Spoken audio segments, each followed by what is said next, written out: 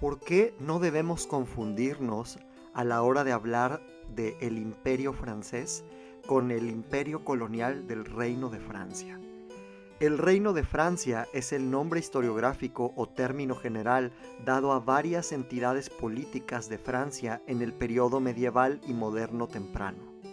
Francia fue uno de los estados más poderosos de Europa ya desde la Alta Edad Media, y con el paso de los siglos sería también una de las primeras potencias coloniales, con territorios en Asia y África, siendo la colonia más grande Nueva Francia, en América del Norte. Francia se originó como Francia Occidental o Francia Occidentalis, la mitad occidental del Imperio Carolingio de Carlomagno, con el Tratado de Verdún en 843. Una rama de la dinastía carolingia continuó gobernando hasta 987, cuando Hugo Capeto fue elegido rey y fundó la dinastía Capeto. El territorio siguió siendo conocido como Francia y su gobernante como Rex Francorum, o rey de los francos, hasta bien entrada la Alta Edad Media. El primer rey que se hizo llamar Rex Franciae, rey de Francia, fue Felipe II en 1190 y oficialmente desde el año 1204. Desde entonces, Francia fue gobernada continuamente por los capetos y sus ramas cadetes, los Valois y los Borbones, hasta la abolición de la monarquía en el año 1792 durante la Revolución Francesa. Francia en la Edad Media era una monarquía feudal descentralizada. En Bretaña y Cataluña, ahora parte de España, pero entonces en la órbita de poder de Francia, así como en Aquitania, la autoridad del rey francés apenas se sentía. Lorena y Borgoña eran estados del Sacro Imperio Romano Germánico y aún no formaban parte de Francia. Durante la Baja Edad Media, la rivalidad entre la dinastía Capeto, gobernantes del Reino de Francia, y la Casa de Plantagenet, que también gobernaba el Reino de Inglaterra como parte de su llamado Imperio Angevino, resultó en muchas luchas armadas. Las más notorias de todas ellas son la serie de conflictos conocidos como la Guerra de los 100 Años, que tuvo lugar entre 1337 y 1453. En la Guerra de los 100 Años, los reyes de Inglaterra reclamaron el trono francés sin éxito.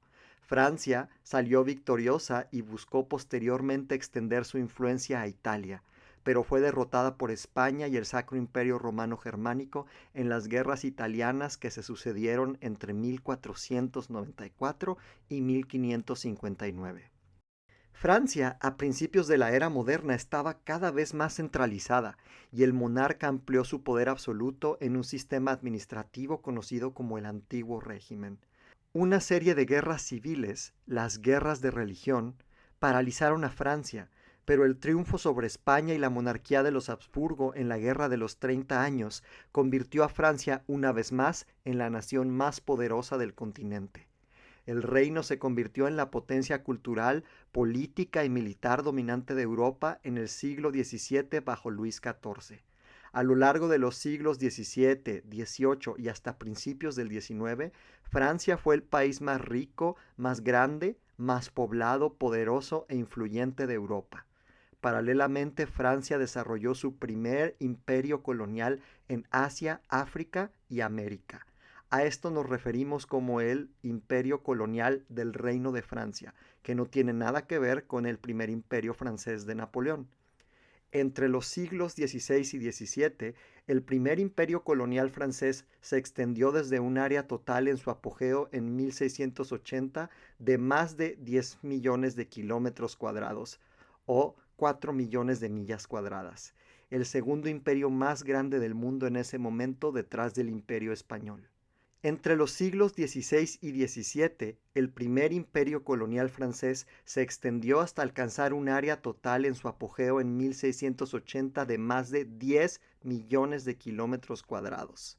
El segundo imperio más grande del mundo en ese momento, solo detrás del imperio español. Los conflictos coloniales con Gran Bretaña llevaron a la pérdida de gran parte de sus posesiones norteamericanas en 1763. Francia, a través de su imperio colonial francés, había sido una superpotencia desde 1643 hasta que dejó de existir como reino.